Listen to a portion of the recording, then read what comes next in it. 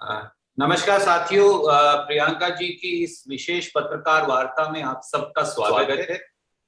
विलंब के लिए हम थोड़ी सी क्षमा चाहेंगे।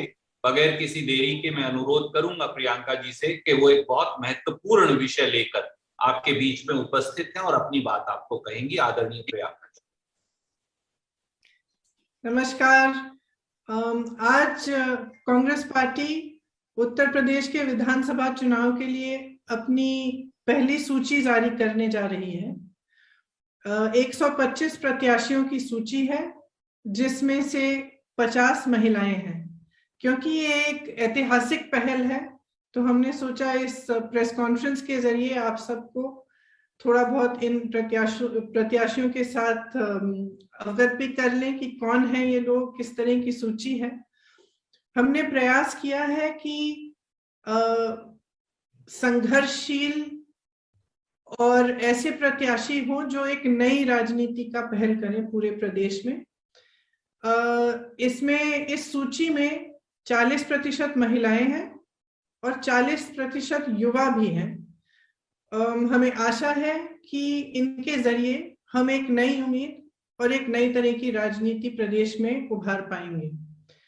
जो महिलाएं हैं उनमें से कुछ पत्रकार हैं, एक अभिनेत्री भी है, कुछ संघर्षशील महिलाएं हैं जिन्होंने कांग्रेस पार्टी में रहते हुए सालों के लिए संघर्ष किया है। हमारी एक आध जिला अध्यक्ष भी हैं जिन्होंने बहुत अच्छा काम किया है। उसके साथ साथ ऐसी महिलाएं हैं जिन्होंने बहुत अत्याचार भी देखा है अपने जीवन में और उसके खिलाफ लड़ा है। कुछ समाज सेविकाएं भी हैं जो अपने विधानसभा से लड़ना चाह रही थी, तो उनको भी हमने समर्थन दिया है और आगे बढ़ा है। मैं इस सूची को, जो 50 महिलाएं हैं, 2 मिनट में मैं उनकी सूची पढ़ के आपको सुनाना भी चाहती हूँ। नंबर 18 नगीना में श्रीमती हेनरीटा राजीव सिंह। नंबर 21 नेहटौर में श्रीमती मीनाक्षी सिंह। नंबर 33 संभल में श्रीमती निदा अहमद। नंबर 45 हस्तिनापुर में श्रीमती अर्चना गौतम। 46 किठौर में श्रीमती बबीता गुर्जर। 60 गढ़मुक्तेश्वर में श्रीमती आभा चौधरी। 61 नोएडा में श्रीमती पंखुरी पाठक। 86 इतमादपुर में श्रीमती शिवानी सिंह बघेल। 94 में श्रीमती मनोज दीक्षित। 95 टुंडला में श्रीमती योगेश दिवाकर। 98 शिकोहाबाद में श्रीमती शशि शर्मा। 99 सिरसागंज में श्रीमती प्रतिमा पाल। एटा 104 में श्रीमती गुंजन मिश्रा। मैनपुरी 107 में श्रीमती विनीता साखिया। करहल 110 में श्रीमती ज्ञानवती देवी। बिसौली 112 में श्रीमती प्रज्ञा यशोधा। बदायूं 115 में श्रीमती रजनी सिंह। बहेरी 118 में श्रीमती संतोष भारती। बरेली कैंट में 125 में श्रीमती सुप्रिया एरन। जलालाबाद 132 में श्रीमती गुरमीत कौर। पोवाया 134 में श्रीमती अनुज कुमारी। शाहजहांपुर 135 में श्रीमती पूनम पांडे। मोहम्मदी 144 में श्रीमती रितु सिंह। सीतापुर 146 में श्रीमती शमीना शफीक। बांगरगांव 162 में श्रीमती आरती बाजपाई। मोहन 164 में श्रीमती मधु रावत। उन्नाव 165 में श्रीमती आशा सिंह। लखनऊ सेंट्रल 174 में श्रीमती सदफ जफर। मोहनलालगंज 176 में श्रीमती ममता चौधरी। कादीपुर 191 में श्रीमती निखिलेश सरोज।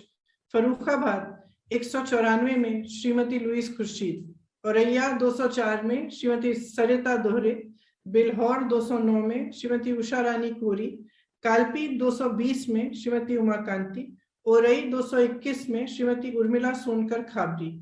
मानिकपुर 237 में श्रीमती रंजना बरातीलाल पांडे। रामपुर खास 244 में श्रीमती आराधना मिश्रा मोना जी। बाबागंज 245 में श्रीमती बीना रानी। फाफामऊ 254 में श्रीमती दुर्गेश पांडे, इलाहाबाद साउथ 263 में श्रीमती अल्पना निषाद, 264 में श्रीमती मंजू संत, दरियाबाद 270 में श्रीमती चित्रा वर्मा, हैदरगढ़ 272 में श्रीमती निर्मला चौधरी, गोंडा 296 में श्रीमती रमा कश्यप, डुमरियागंज 306 में श्रीमती कांति पांडे, हरैया 307 में श्रीमती लबोनी सिंह, खजनी 325 में श्रीमती रजनी देवी, रामपुर खरकना में श्रीमती शहला अरहारी 339, सागरी 345 में श्रीमती राणा खातून और मेहनगर 352 में श्रीमती निर्मला भारती। ये हमारी 50 महिलाएं हैं और मुझे बहुत खुशी और बहुत गर्व है कि ये सारी महिलाएं संघर्षशील हैं। कुछ आपने आप तो पहचानते भी होंगे, जैसे आराधना जी जो हमारी CLP लीडर हैं, लुइस खुर्शीद जी जो कई बार चुनाव लड़ चुकी हैं, ऐसी महिलाएं हैं जो काफी बार चुनाव भी लड़ चुकी हैं और ऐसी भी हैं जो पहली बार अपने संघर्ष के लिए, अपनी विचारधारा के लिए चुनाव लड़ रही हैं। इसमें खास तौर से मैं आपको बताना चाहती हूँ कि हमारी उन्नाव की जो प्रत्याशी हैं, जो उन्नाव का बहुत बड़ा रेप का केस हुआ था, उनकी माताजी हैं आशा सिंह जी, वो चुनाव लड़ना चाहती हैं और हमने उनको मौका दिया है कि अपने संघर्ष को वो जारी रखें और जिस सत्ता के जरिए उनको दबाया गया, उनके परिवार के साथ तरह तरह के अत्याचार किए गए, उनके पति की हत्या की गई, उनके देवर जी आज भी जेल में हैं, उनकी बेटी का बलात्कार किया गया, उसके बाद एक्सीडेंट कराया गया, वही सत्ता अपने हाथों में लें और खुद के लिए अपनी लड़ाई लड़ें। इसी तरह से सोनभद्र में जो आदिवासियों के साथ हुआ था, एक नरसिंहार आपको याद होगा कि हुआ था, जिसमें 13 आदिवासियों की मौत हुई थी। उस समय एक लड़का, आदिवासी लड़का था रामराज गोंड, जिन्होंने उनकी आवाज उठाई, उनके लिए संघर्ष किया। आज रामराज गोंड हमारे जिला अध्यक्ष हैं, पिछले 2 सालों से हमारे जिला अध्यक्ष शक्ति देगी, आपका समर्थन करेगी, हर तरह से आपकी मदद करेगी ताकि आप अपनी लड़ाई लड़ सके, राजनीति में आए, सत्ता अपने हाथ में लें और अपने हक को खुद मांगे। शुक्रिया साथियों, शुक्रिया प्रियंका जी। एक नई आवाज, एक नए रास्ते, राजनीति में एक बिल्कुल नई शुरुआत, उन सब की आवाज बनना जिनकी आवाज कोई नहीं और उनको आवाज देना। आपने ऑलरेडी अपने सवाल के लिए अलग अलग साथियों ने हाथ खड़े किए हैं, मैं एक एक करके वो सवाल लूंगा। पहले PTI से Sanjeev Chopra ji. Thank you Randeep ji. Hello. Yes, Sanjeev, please go ahead. Can you spotlight him, please? Put the spotlight on Priyanka ji, then she will take her question. Yeah. नमस्कार प्रियंका जी। आपने 125 प्रत्याशियों की आज लिस्ट जारी करी जिसमें 40% महिलाएं हैं। मैं जानना चाहता हूं, काफी महिलाएं जो हैं जिन्होंने संघर्ष किया है, तो मैं जानना चाहता हूं कि मतलब इनको जो बाकी काफी तो हैं प्रोमिनेंट, लेकिन 160 आपने करनी है, टोटल 160 से ज्यादा जी। तो क्या इनकी जीतने की क्षमता को देखते हुए ये इनको मतलब कॉन्टेस्ट में लाए हैं या प्रतिज्ञा पूरी करने के चक्कर में? और एक और बात पूछना चाहता हूं that the poll contest in the UP, in Uttar Pradesh is emerging as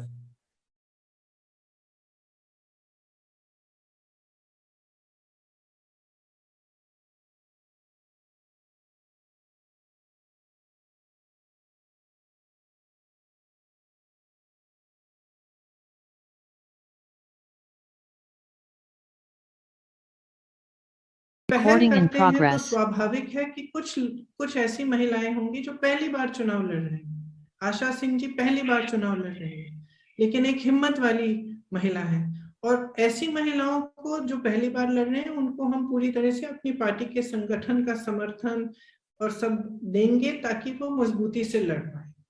तो ये तो हुआ आपका पहला सवाल। जो आपने देखिए, the role we see for ourselves is two-pronged actually.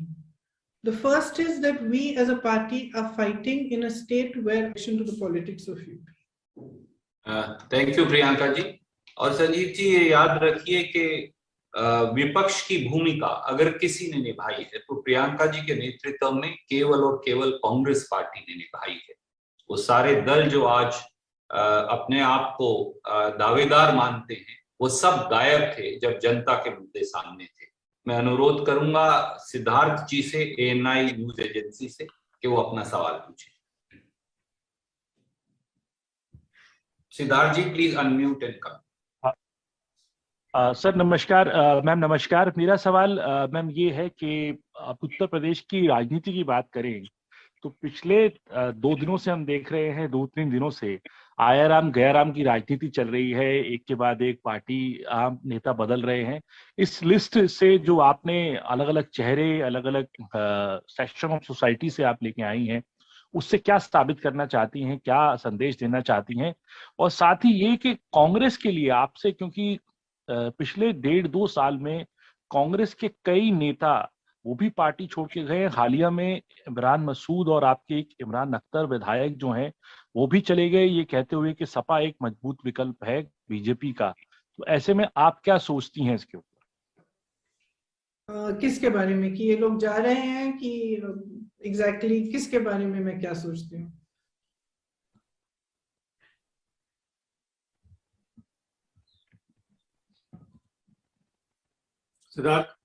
Siddharth, can you hear the question? I think. Achha, I'll just answer according to what I've understood the question is. देखिए, अपनी सूची से हम क्या संदेश देना चाहते हैं? हम ये संदेश देना चाहते हैं कि राजनीति का असली मकसद जो है सेवा है। राजनीति में जो लोग आते हैं उनका मकसद यही होना चाहिए। ये सही है कि काफी हद तक ये बदल चुका है, लेकिन हम एक बार फिर उसको बदलना चाहते हैं और एक नई राजनीति सामने लाना चाहते हैं। ये हमारा संदेश है। हमारी सूची में कुछ हमारे पार्टी के कार्यकर्ता ऐसे हैं जो बार बार चुनाव लड़े हैं, जो मजबूत कार्यकर्ता हैं। कुछ लोग हो सकता है बाहर से भी हैं, तो एक मिक्स्ड लिस्ट है। आपने आयाराम गयाराम की बात की, ये हर चुनाव में हमने देखा है, हर पार्टी में देखा है। कुछ लोग आते हैं, कुछ लोग जाते हैं, कुछ लोग घबरा जाते हैं कि हो सकता है कि उनको लगे कि हम यहाँ से नहीं जीतेंगे, वहां चले जाएंगे। ये बहुत होता है, हर चुनाव में होता है। मुझे नहीं लगता कि ये एक ऐसी चीज है जिससे किसी भी पार्टी को घबराना चाहिए। मैंने पहले भी कहा है कि जो हमारा संघर्ष है वो एक ऐसा संघर्ष अभी इन परिस्थितियों में है, जबकि इसके लिए बहुत हिम्मत की जरूरत है। हाँ, जब हमारे साथी जाते हैं दुख होता है, प्रयास रहता है कि साथ रहें, लेकिन अगर वो ऐसा निर्णय करते हैं कि किसी और पार्टी से लड़ना चाहते हैं, तो एक तरह से हमें लगता है कि जो हम संघर्ष कर रहे हैं उससे वो पीछे हट गए, क्योंकि हमारा संघर्ष एक बहुत ही बड़ा संघर्ष है, एक विचारधारा का संघर्ष है, और इसमें हमें मजबूती की जरूरत है, साहस की जरूरत है। Thank you, ma'am. I'll go to Aaj Tak, Supriya Bhardwaj ji from Aaj Tak. Please ask your question. Good morning, ma'am. The question is in connection with the Uttar Pradesh candidates. आपने भी जो सबके नाम announce किए हैं, कितना difficult रहा process आपको कैंडिडेट्स को फाइनलाइज करने का, स्पेशली विमेन का? बिकॉज खबरें ये आ रही थी कि किसी सीट के ऊपर 3-3, 4-4 जो थे लोग कैंडिडेट्स ने, स्पेशली विमेन ने जो है अपना आपको रिक्वेस्ट दिया था। तो ये प्रोसेस पूरा विमेन सिलेक्शन का कैसा डिफिकल्ट रहा, कितना रहा? एंड जब विनेबिलिटी की बात करते हैं तो संघर्ष आपने खुद ने कहा कि बहुत ज्यादा है, because you are up against the giants, अगर कहा जाए उत्तर प्रदेश के अंदर आज के टाइम पे, और जितने आपके कैंडिडेट्स फर्स्ट टाइम लड़ रहे हैं। So how do you see कि आप आगे किस तरह इनके लिए कैंपेन प्लान करेंगे? एंड इसके साथ में एक सेकंड जो क्वेश्चन और कैंपेन के से रिलेटेड है कि डिजिटल कैंपेन इस बारी कांग्रेस जो है वो किस तरह से उत्तर प्रदेश में आगे बढ़ाने जा रही है? व्हाट आर द मेन की elements in the digital campaign also? Okay, actually it wasn't as difficult as one might have thought it would be. We had a lot of applications from women in every constituency, and Most of them were women who were actually already doing some social work or doing some good work in the area. So it wasn't very difficult per se to get the applications of women because they were very forthcoming. And a lot of women really have had the desire to fight, but never really given the opportunity on an equal basis. Because when I'm guessing that earlier, if there were men and women, the natural choice was going to be for the man, whereas here we've upturned that a little bit.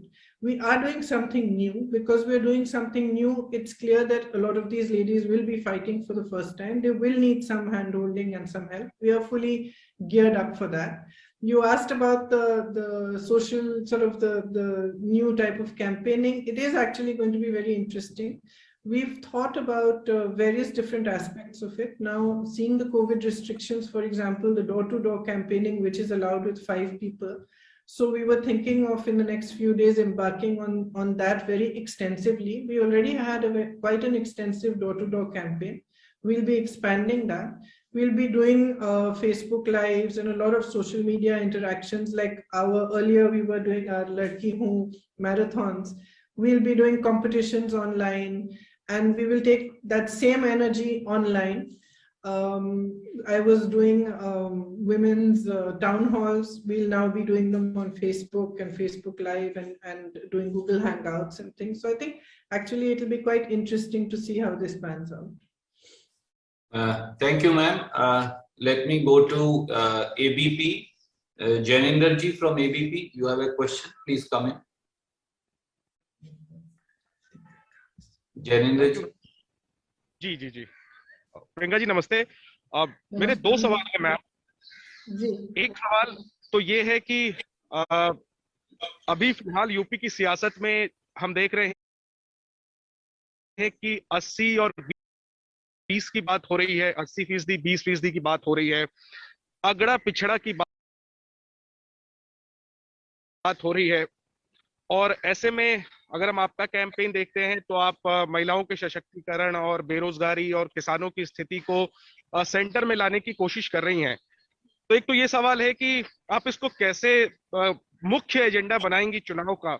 और दूसरा सवाल ma'am ये है कि अगर हम चुनावी वास्तविकता को देखें, तमाम सर्वे को देखें, तो सीधी लड़ाई जो है वो बीजेपी और सपा के बीच दिख रही है। जिस दिन चुनाव अनाउंस हुआ उस दिन रणदीप जी ने कहा कि यूपी में कांग्रेस के बिना सरकार नहीं बनेगी। कांग्रेस प्रभारी के तौर पर मैं आपसे पूछ रहा हूं कि क्या आपका लक्ष्य है यूपी चुनाव को लेकर के, क्या आप भी इसी लक्ष्य के साथ चुनाव में उतर रही हैं कि यूपी में अगली सरकार जो बने उसमें कांग्रेस की भूमिका हो, कांग्रेस के बिना कोई सरकार ना बने? Thank you. हमारा जरूर ये एक लक्ष्य है। हमारा लक्ष्य ये भी है कि हमारी पार्टी मजबूत बने। हमारा लक्ष्य ये भी है कि जो प्रत्याशी लड़े वो ज्यादातर जनता के मुद्दों पर लड़े। आपने कहा कि हम विकास की बात कर रहे हैं, महिलाओं की बात कर रहे हैं। हमारा प्रयास, और हमने अपने सभी नेताओं कार्यकर्ताओं से कहा है, हम एक नकारात्मक कैंपेन नहीं करेंगे। हम एक सकारात्मक प्रचार का पूरा कैंपेन करेंगे।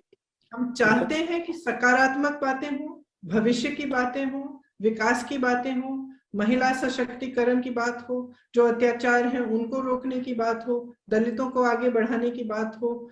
हम चाहते हैं कि पूरा जो उत्तर प्रदेश का समाज है उसको एक समान दृष्टि से देखकर उनको आगे बढ़ाया जाए।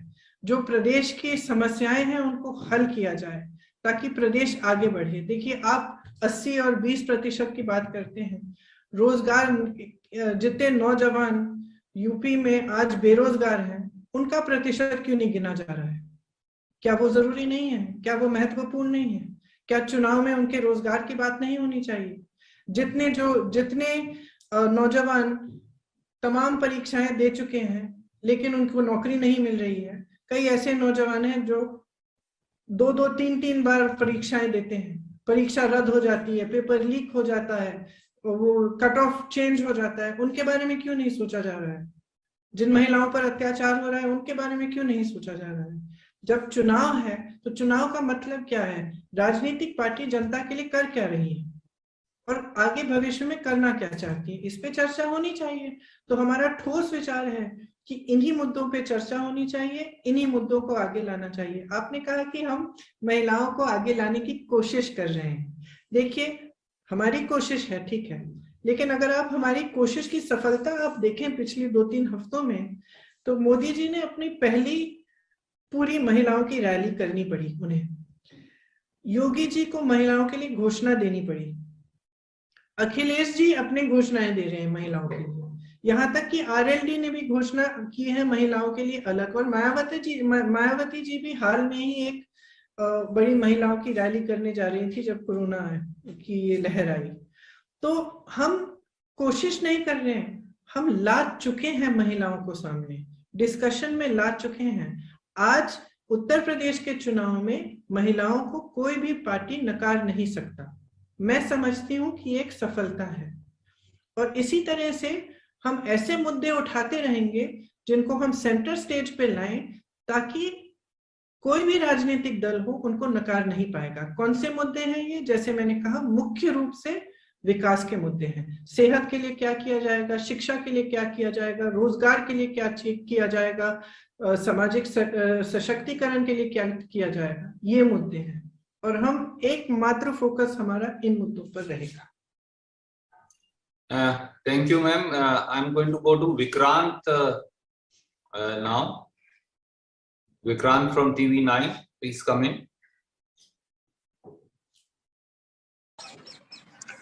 जी प्रियंका जी नमस्कार। मेरा सवाल ये है कि आप राजनीति में आ गई, आपने कहा कि तमाम संघर्ष करने वाली महिलाओं को आपने टिकट दे दिया है, तो क्या आप भी यूपी का विधानसभा चुनाव लड़ेंगी? और अगर नहीं लड़ेंगी तो अगले 5 साल के लिए उत्तर प्रदेश के लिए आपने अपने लिए क्या लक्ष्य तय कर रखे हैं? आपकी अपनी राजनीति किधर जाएगी आगे? देखिए, जो मैंने यूपी में शुरू किया है, मैं उसको मैं वो प्रयास जारी रखूंगी। इस चुनाव के बाद भी यूपी में ही रहूंगी और यूपी में ही मैं कार्य करती रहूंगी। बाकी अगर मेरी पार्टी मुझे कहे कि कहीं और भी चाहते हैं कि मैं अपनी थोड़ी सी भूमिका निभाऊं, वो भी मैं करूंगी, जैसे मैंने हमेशा किया है। तो मेरा प्रयास यही है कि मैं यूपी की में जो अपनी पार्टी है उसको मजबूत करके आगे बढ़ाऊं, ताकि जो जनता के मुद्दे हैं उनको ही उठाते हुए एक नई राजनीति बने। Thank you, ma'am. May I just go to Sandeep? You don't try to have 40% for women in these press conferences. Yes, we will make sure, ma'am. I'll try and do that actually, because there was another delegation of the Election Commission. So I'll very quickly try and wind up also. Sandeep ji from The Hindu. And we'll keep that in mind always now.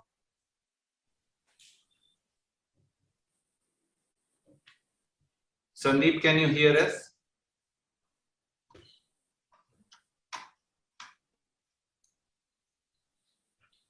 I think he's not here.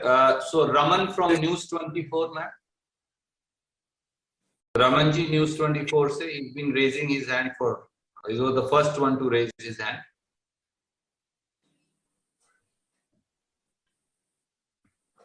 Raman, can you hear us?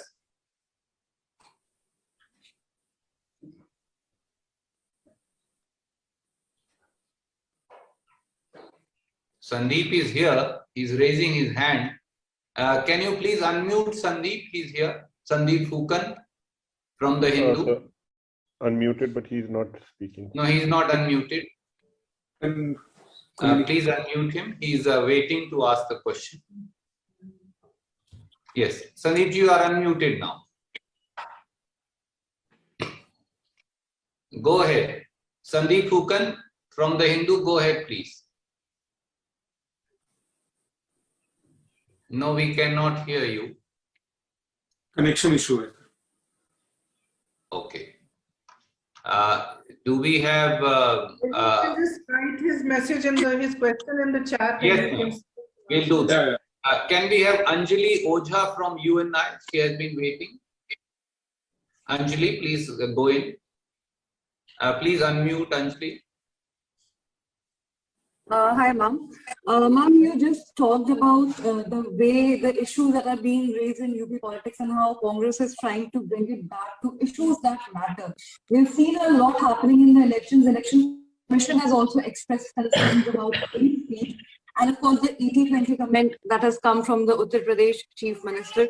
In the light of all this, ma'am, how do you think that there will be a positive impact of the campaign that Congress is running or the issues that are being raised in the elections? And in case in a post-election scenario, there's a requirement to extend support to other political opposition parties to throw the BJP government out, would the Congress be considering that as well? Are you saying after the elections are over? After the result? polls. Yes, of course. Why not? Why not? There's absolutely no question. Why should we not? And your other question about a positive sort of campaign, look, somebody has to start talking about the right things. And I feel very strongly that we have to steer the politics, not just of Uttar Pradesh, but of the country in a more positive and constructive direction. We have to be talking about issues of development, education, health. Look at our health expenditure in the times of Corona. Look at the amount we're spending on education. What are we doing to provide a stronger foundation of education at the primary level, secondary level, at the university level for students? What have we done for employment? Why is our unemployment rate so high? So these are questions, I think, which we have to start bringing center stage. And it is not an easy task. Because it's much easier to mobilize people on hate and negativity. It is much, much tougher to mobilize people on a positive agenda. But I think if we don't start, it's never going to happen. So if we take a beating for starting in the beginning, but we keep carrying on and we continue to work hard on it, I'm sure it will have an effect. And I know that there are so many young people I meet. In my work in UP, I meet university students all the time, students who are trying to get jobs also, young people who are trying to start their own businesses. And they're really looking for a politics that is answering their questions and that is showing them a way forward for a strong future. So I think there is definitely an energy there. And I think that there is definitely a need, both in the state and in our country, to have a more positive and constructive dialogue and discussion in politics. And I'm happy to be part of it. Thank you, ma'am. Sandeep has sent his question. If you permit me, I'll read it because he has some connection issue. His question is the Congress trying to build an entirely new constituency of women voters like Nitish Kumar did in Bihar? That's from the Hindu. The way I see it, we are just mobilizing women to stand up for themselves and ask for what is rightfully theirs and to participate in the political process with the energy and the strength and the capacity that they actually have. So I don't see this as creating a new vote bank of young women. I see it as empowering women to ask for their right and to stand up for themselves. And I see it, frankly, as their right. They are 50% of the population. It is absolutely their right to participate fully in politics.